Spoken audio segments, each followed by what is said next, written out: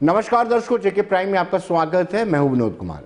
दर्शकों, आतंकी संगठन हर संभव प्रयास कर रहे हैं कि किसी न किसी तरीके से जो जम्मू कश्मीर यूटी में डीडीसी के चुनाव चल रहे हैं या फिर लेफ्ट आउट पंचित सरपंच जो अर्बन लोकल बॉडी के चुनाव चल रहे हैं उनमें खलल डाला जाए।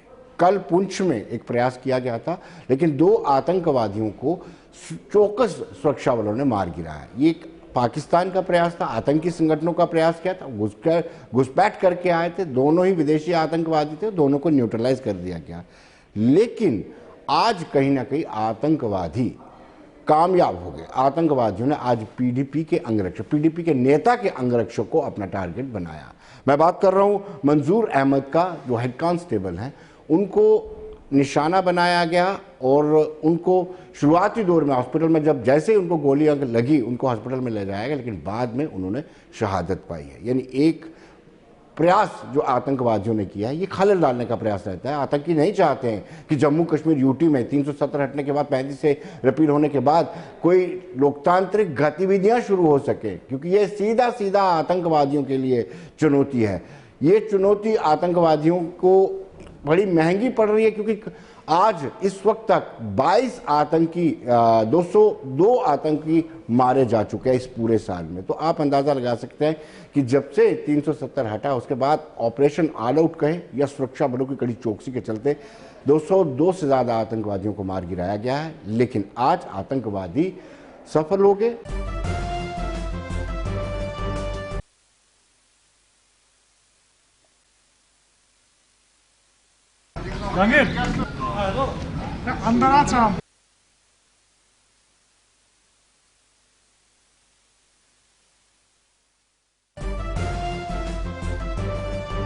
दर्शकों, पीडीपी के नेता परवेज अहमद का कहना है कि कहीं ना कहीं पहले भी सरकार से ये गुजारिश की गई थी कि उनकी सुरक्षा को विड्रॉ मत किया जाए, उनको सिक्योरिटी को विड्रॉ ना किया जाए। इससे पहले भी एक हमला उन पे हो चुका है, ये उनका कहना है। अभी ये आधे घंटे पहले मेरे ऊपर ये तीसरा हमला है आज। पता नहीं इसके पीछे कौन से लोग हैं। मैंने गवर्नमेंट को 10 बार बताया कि मेरे ऊपर हमले हुए, सिक्योरिटी मेरी विड्रॉ मत कीजिए, और इन्होंने माना नहीं। इन्होंने मेरी सिक्योरिटी विड्रॉ की। वाइस चेयरमैन मैं रह चुका हूँ। 2008 का मैंने इलेक्शन कंटेस्ट किया था अमीर कदर कॉन्स्टिट्यूंसी से। इन्होंने आहिस्ता आहिस्ता मेरी सिक्योरिटी ली। आज 2 पीएसओ, वो भी बड़ी मुश्किल से इन्होंने लिए। उसी एक पीएसओ से मैं बच गया। इन्होंने ये हमले करने मेरे घर पे आए। पता नहीं क्या हमारी ज़िंदगी को अजीरन बना रहे हैं, गवर्नमेंट भी और दूसरे साइड भी। इसमें कोई, इस वाक़े में कोई जख्मी हुआ है या? मेरा पीएसओ एक सीरियस है। ये गेट, ये अंदर आंगन में, वो अंदर जब आए उनको पता चला ये भी पीएसओ था। दर्शकों, शहीद मंजूर अहमद जो सिलेक्शन ग्रेड कांस्टेबल है, उसको भावभीनी श्रद्धांजलि दी गई। पुलिस के टॉप टू बॉटम जितने भी बड़े अधिकारी थे, उन्होंने उनको श्रद्धांजलि दी।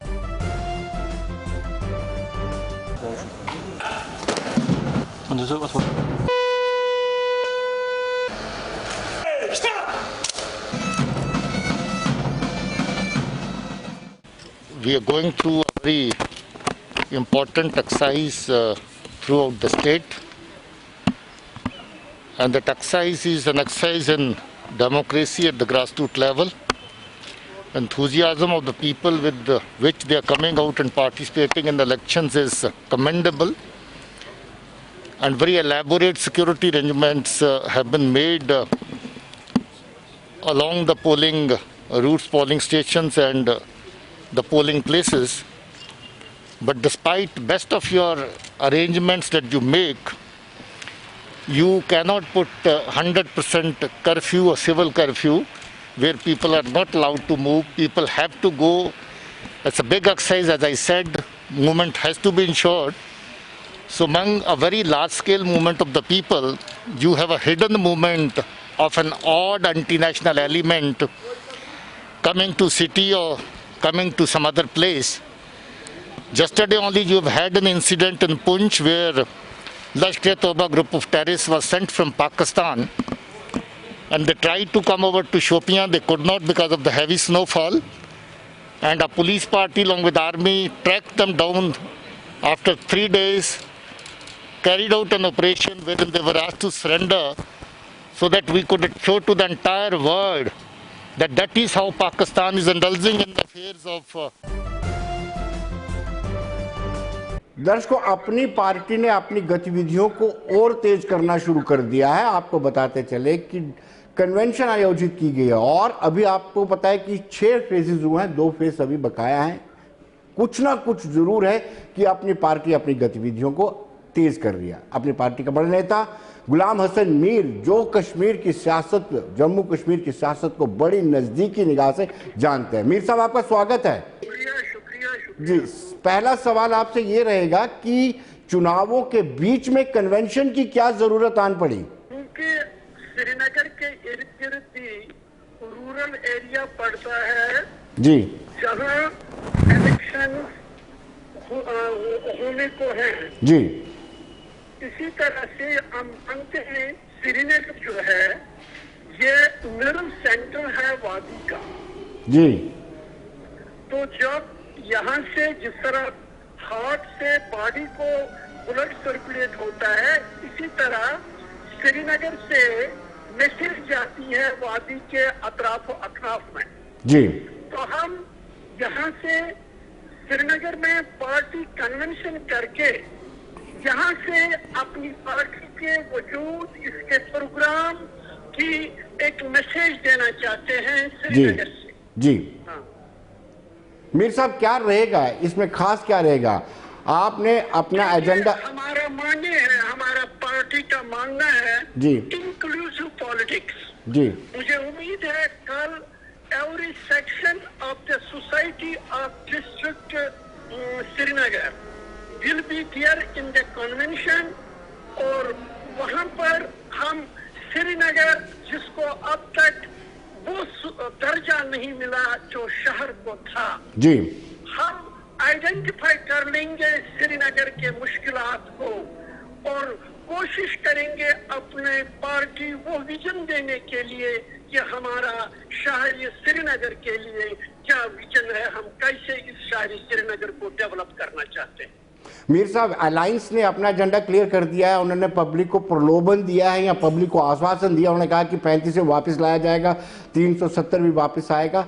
क्या आपको लगता है वापस आएगा? और आपने ये कहा कि आगे का सोचना चाहिए, पीछे पर ना विचार किया जाए। आपकी पार्टी का 370, अपनी पार्टी बिलीव करती है जी, कि जो कुछ 5 अगस्त को हुआ, जी, वो बिल्कुल जम्मू कश्मीर के अक्सरियती तबके के उम्मीदों के खिलाफ हो गए। जी, रेस्टोरेशन 2 चीजों से एक होता है, एक सुप्रीम कोर्ट के फैसले, जी, हम भी चाहते हैं काश सुप्रीम कोर्ट के जज इसको रेस्टोर कर दें। जी, दूसरा इसका रेस्टोरेशन का है पार्लियामेंट। जी, पार्लियामेंट में 543 मेंबर होते हैं। 543 मेंबर में कश्मीर वादी के सिर्फ 3 मेंबर हैं। जी, जब वो इसको बचाने में कामयाब नहीं हुए, वो रेस्टोर कैसे कर सकते हैं? जी, ये सिर्फ एक नहरा है, सिर्फ इसका पास ऑप्शन जो है। जी, लिहाजा ये कहना हमारा मानना है, हम जो खदशात जम्मू कश्मीर के लोगों को है आर्टिकल 370 के सिक्रेट होने से, चाहे वो स्टेटहुड को वापस लाने की बात है, जी, चाहे नौकरियां जम्मू जी, कश्मीर के नौजवानों के लिए रहनी चाहिए, जमीनें यहाँ जम्मू कश्मीर के लोगों की हैं, लोगों तक ही रहनी चाहिए। दूसरा, जो यहाँ लोगों में तशवीश है डेमोग्राफिक चेंज की, हम इन चीजों का दिफा करेंगे। और गवर्नमेंट ऑफ इंडिया से ऑलरेडी जब हम प्राइम मिनिस्टर से मिले, हमने इन चीजों की बात की है और उन्होंने हमें एश्योर किया है कि गवर्नमेंट की तरफ से ऐसा कोई नहीं है जिससे कि जम्मू कश्मीर के लोगों को परेशानी हो जाएगी। मीर साहब, आपके लिए 2 बड़े चैलेंजिंग हैं। एक तो चैलेंज ये है आपके लिए कि किस तरीके से स्टेटहुड बहाल किया जा सकता है, क्योंकि आपने अपने कारकुन्स को ये बताया, कारकुन को ये कहा है कि हम ये वापस लेंगे स्टेटहुड का दर्जा। दूसरी बड़ी बात है नौकरी और ज़मीन कैसे प्रोटेक्ट कर पाएंगे, क्योंकि लोगों को आप पे बड़ी उम्मीद है, चाहे वो जम्मू से ताल्लुक़ रखते हो या कश्मीर से। देखिए, आपने हाल ही में होम मिनिस्टर का स्टेटमेंट सुना होगा जी जिसमें उसने कहा कि हम स्टेटहुड बहाल करने जा रहे हैं।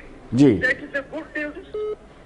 और दूसरा, जब आप नौकरियों की बात करते हैं, जिस वक्त हम प्राइम मिनिस्टर से मिले उसने आश्वासन दिया था नौकरियों को।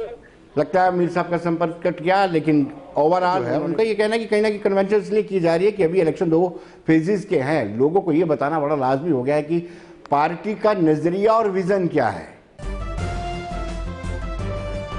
तो दर्शकों, अब हम बात करेंगे मुबारक मंडी परिसर की। उपराज्यपाल एमके सिन्हा, मनोज कुमार सिन्हा ने आज दौरा किया। इससे पहले नीतेश्वर कुमार जो प्रमुख सचिव हैं उपराज्यपाल मनोज सिन्हा के, उन्होंने भी दौरा किया था। उन्होंने जानना चाहा कि आखिर जो रेनोवेशन का काम चल रहा है, रेनोवेशन का काम कितनी देर में मुकम्मल होगा, और पूरी निगाह रखे हुए हैं क्योंकि पहले पिछड़े हुए हैं। हम इस रेनोवेशन के काम को लेकर के काफी पिछड़े हुए, लेकिन इस बार उपराज्यपाल किसी तरह का कोई जोखिम नहीं लेना चाहते।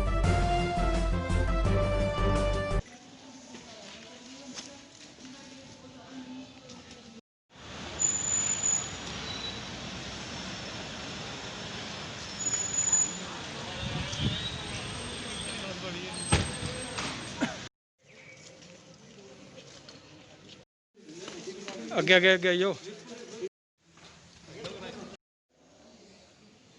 आगे आगे।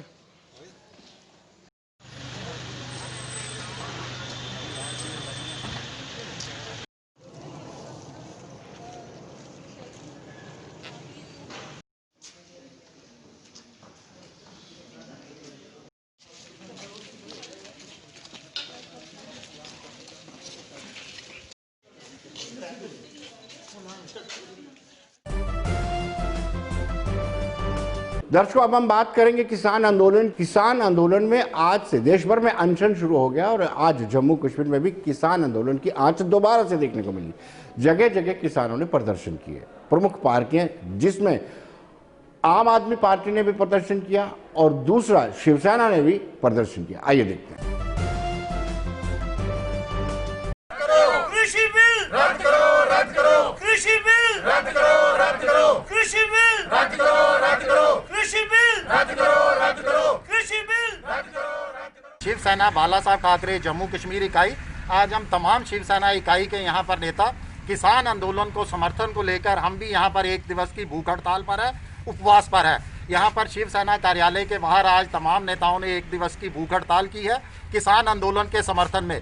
इसके साथ ही हम सरकार को आगाह करते हैं कि किसानों को हल्के में लेने की भूल ना करें और बीजेपी के तमाम नेता जो किसान आंदोलन को यहाँ पर जो है बदनाम करने की साजिशें रच रही हैं, उस पर भी पूर्ण विराम लगाया जाए। ये किसानों का आंदोलन है और उनकी जायज मांगों को लेकर है। शिवसेना इसका पूरा समर्थन कर रही है। इसके साथ ही देखिए, प्रधानमंत्री माननीय नरेंद्र मोदी जी 1000 करोड़ रुपए की लागत से एक संसद भवन का शिलान्यास करते हैं। 8500 करोड़ रुपए की लागत से अपने लिए जहाज खरीदे जा रहे हैं, मगर देश के अन्नदाता जो यहाँ पर खेती करते हैं, लोगों का पेट भरने के लिए अनाज उगाते हैं, उनको लेकर जो है उनको राहत देने के लिए प्रधानमंत्री माननीय नरेंद्र मोदी जी और बीजेपी के तमाम नेता अपनी जिद पर अड़े हैं। कन्वीनियर जम्मू संभाग आम आदमी पार्टी आज का जो 1 दिन का जो उपवास है, जो उपवास जो जम्मू के अंदर आम आदमी पार्टी ने उन देश भर के लाखों किसानों के साथ एकजुटता शो करने के लिए आज आम आदमी पार्टी जम्मू के अंदर जो 1 दिन के उपवास पे बैठी है। ये उपवास उन किसानों का आंदोलन जो मांग कर रहा है कि देश के अंदर जो कॉरपोरेट हाउसेस की, अंबानी अडानी की लूट का विरोध और उन 3 कानूनों का विरोध में एक ही मांग किसानों की कि जो कंट्रोवर्शियल बिल है, जो किसान विरोधी और जन विरोधी बिल है, उस बिल को वापस लो और किसान हितैषी, जन हितैषी वो बिल लाया जाए जिसमें किसानों की उपज का उनको वाजिब दाम मिले। दर्शकों, कठुआ और सांभा में भी अलग-अलग 2 जगहों पर प्रदर्शन हुआ। किसान कह रहे हैं कि हमने इसमें किसी तरह की तरमीम या संशोधन हमें नहीं चाहिए। हम चाहते हैं कि इस तीनों कानून को सरकार वापस ले ले। उनका दावा है कि ये तीनों कानून किसानों को लेकर के ये काले कानून है, लिहाजा इनको कभी भी बर्दाश्त नहीं किया जाएगा। की चक्की में किसानों संघर्ष करो, जिंदाबाद जिंदाबाद, ऑल इंडिया किसान सभा जिंदाबाद जिंदाबाद जिंदाबाद। कश्मीर किसान तहरीक एफिलिएटेड विद ऑल इंडिया किसान सभा, क्योंकि हमारा किसान जो है वो संघर्ष पर है, 19 दिन से वो संघर्ष कर रहा है। ऑल इंडिया किसान सभा का हिस्सा होने के नाते जो उसकी कॉल है उसके मुताबिक हम आज यहाँ डिस्ट्रिक्ट हेडक्वार्टर पर धरना दे रहे हैं। तो रोज़गार देने की बजाय कोई रोज़गार नहीं मिल सका, किसानों की हालत नहीं सुधरी, तो उन्होंने क्या किया? डॉक्टर स्वामीनाथन कमीशन की रिपोर्ट को लागू ना करते हुए इन्होंने क्या किया कि ऐसे कानून बनाए जिस कानूनों से कॉरपोरेट हाउस को फ़ायदा पहुँचे। और किसानों पर जो अत्याचार कर रहे हैं सरकार और इनको अलग अलग नाम से बुला रही है, वो नहीं, ये सारे किसान हैं और किसान जो आंदोलन कर रहे हैं हम उसको पूरा समर्थन कर रहे हैं जम्मू कश्मीर और सांबा से। और सांबा डिस्ट्रिक्ट हेडक्वार्टर पर भी हमारी ड्यूटी थी कि हम भी यहाँ पर किसानों की तरफ से कोई धरना मुजाहरा करें, वो हमने किया है आज और उनको हम पूरी सपोर्ट कर रहे हैं और सरकार के खिलाफ चल रहे हैं। हाँ, इसमें दिक्कत यहाँ अब आ रही है कि जब 6 दौर की बात हुई किसान लीडरों के साथ सरकार की, तो उसमें उन्होंने माना कि हमसे गलती हुई है और हम इसको लागू कर देंगे। इसका मतलब गलती हुई है कानून में, कानूनी तौर पर एमएसपी नहीं है। कानून पढ़ लो अच्छी तरह, उसमें एमएसपी नहीं है, उसमें एपीएमसी नहीं है। हाँ, जिस संशोधन की बात करते हैं हम कर देंगे इसको। दर्शकों, ट्रांसपोर्टर्स ने सरकार को चेतावनी दे दी है। कोविड-19 के चलते 30% किराए में इजाफा किया गया था, वो इजाफा सरकार ने वापस ले लिया है। लिहाजा ट्रांसपोर्टर्स जो है वो डिमांड कर रहे हैं कि उस जो 30% किराया बढ़ाया गया था उसको कायम रखा जाए। सरकार को उन्होंने चेतावनी भी दी है।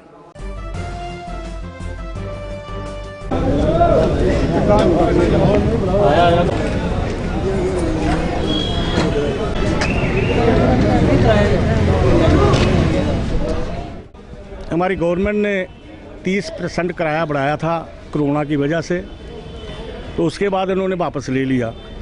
मैं एलजी साहब से पूछना चाहता हूं, क्या कोरोना ख़त्म हो चुका है? अगर कोरोना ख़त्म हुआ है तो इंटरस्टेट गाड़ियाँ क्यों नहीं जम्मू में आ रही, जम्मू की क्यों गाड़ियाँ बाहर नहीं जा रही हैं? स्कूल कॉलेज क्यों नहीं खुल रहे हैं?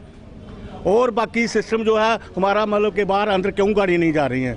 अगर उसकी वजह से कोरोना अगर है तो ये अगर 30% उन्होंने किराया कम किया है तो ये जहाँ पर कोरोना क्यों लागू किया गया, जहाँ पर कोरोना ख़त्म हो चुका है। 60 रुपये डीजल था हमारा पर लीटर, आज डीजल जो है 75 रुपये लीटर हो गया है। 15 रुपये डीजल बढ़ गया है। क्या एलजी साहब ने डीजल का भी देखा रेट के? डीजल हमारा कम हो गया, किराया बड़ा कम कर दिया इन्होंने। आज हमारी ये पोजीशन हो कि हमारी गाड़ियाँ खड़ी होने की कगार पर पहुँच गए हैं। हमारा किराया अगर नहीं बढ़ेगा तो हमारी गाड़ियाँ खड़ी हैं। एक तो कोरोना ने मार दे दी हमें, दूसरा आज मतलब कि एलजी साहब के इस मतलब के फैसले ने मार दे दी, जो 3% किराया इन्होंने कम कर दिया। दिन ब दिन हमारी गाड़ी जो बिल्कुल डाउन होती जा रही हैं, हम चलाने के काबिल नहीं रहे हैं। हमारे पोजीशन इतनी खस्ता हो चुकी है कि हम गाड़ी नहीं चला सकते। जो गवर्नमेंट ने किया है सरासर नाइंसाफ़ी की हमारे साथ, हम ट्रांसपोर्टरों के साथ। वो इसलिए कि अभी कोविड-19 ख़त्म नहीं हुआ है इनकी नज़र में, और अभी वैसे भी ख़त्म नहीं हुआ है। कुछ लोग सवारियां जो हैं वो अपने साथ किसी को बंदे को बैठने नहीं देते अपने साथ। दूसरा नंबर, अभी स्कूल इन्होंने खोला नहीं है, लखनपुर इन्होंने खोला नहीं है, इंटरस्टेट बसेस खोली नहीं है, ट्रेन अभी खोली नहीं है, और बसेस के ऊपर इन्होंने जोर लगा दिया है क्योंकि ये प्राइवेट है।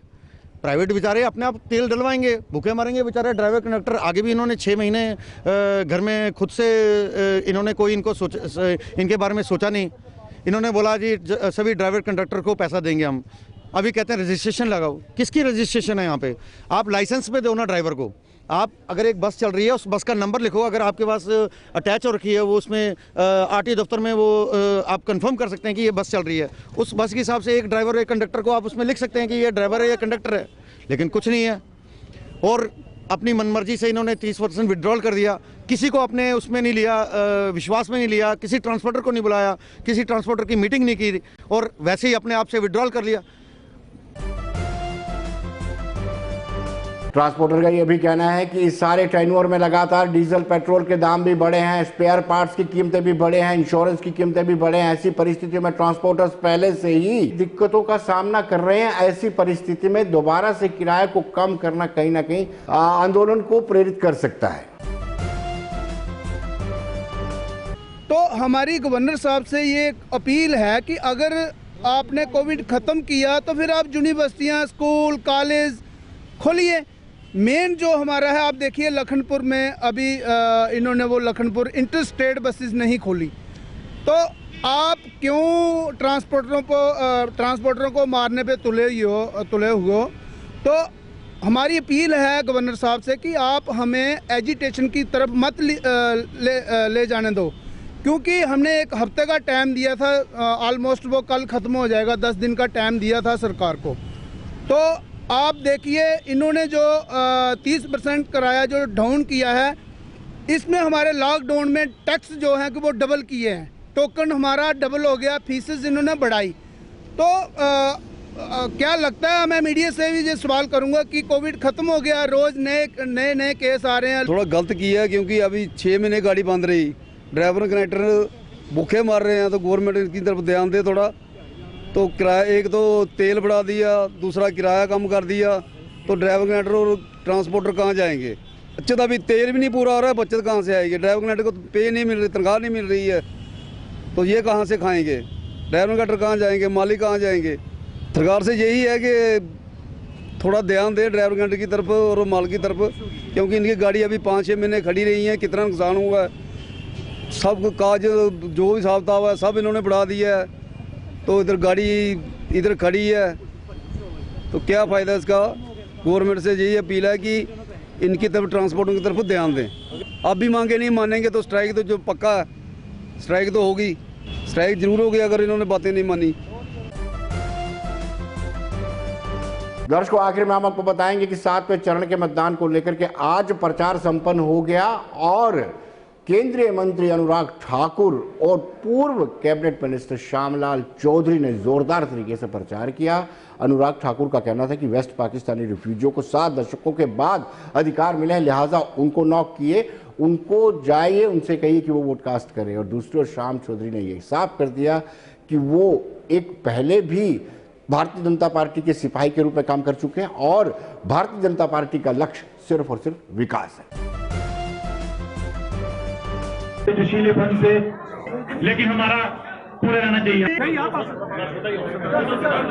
मुड़के असी कोई मुंह लै कि उन्होंने कोई जब पुरली संगता नाराज ने। भारत माता की, भारत माता। आज देश के प्रधानमंत्री ने 370-35 ये तोड़ के उन्हें ये एहसास दिलाया कि उनका कोई हमदर्द है, तो देश का प्रधानमंत्री नरेंद्र मोदी जो भारतीय जनता पार्टी की केंद्र की सरकार बैठी थी, उन्हें इंसाफ करके उन्हें ही दसिया कि थोड़ा भी कोई हक का अज देश का प्रधानमंत्री।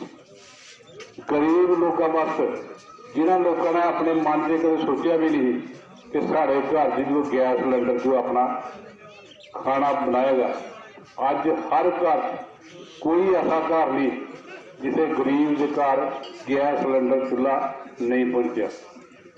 गरीब आदमी के कोरोना के जी बीमारी महामारी फैली, 22 करोड़ लोगों के जिन्हें जनधन खाते हैं, 22 करोड़ 1500 रुपया उस खाते।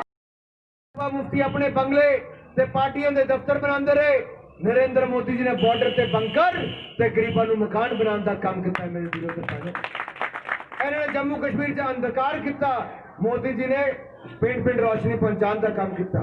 इन्होंने जम्मू कश्मीर में बीमार राज्य घोषित करवाया, बीमारी दी, ते असी हर परिवार को 5-5 लाख का इलाज बिल्कुल मुफ्त देने का काम किया, जो देश च किसी राज्य ने नहीं किया। तुसीं सदा कहते थे कि श्रीनगर पैसा तो आता है, जम्मू तक नहीं आता, आरएसपुरे नहीं आता है। आज मैं कह के जा रहे हैं दिल्ली सरकार का खजाना मंत्री कि तुसीं वोटां खुल के कमल के फुल से पाओ, मेरे वीर भगत जी जिताओ, असी खजाने तो किसी तरह की कमी तुहाडे लिए नहीं आने। तो दर्शकों, बने रहिए देश दुनिया की खबरों के लिए और मुझे दीजिए इजाजत। नमस्कार।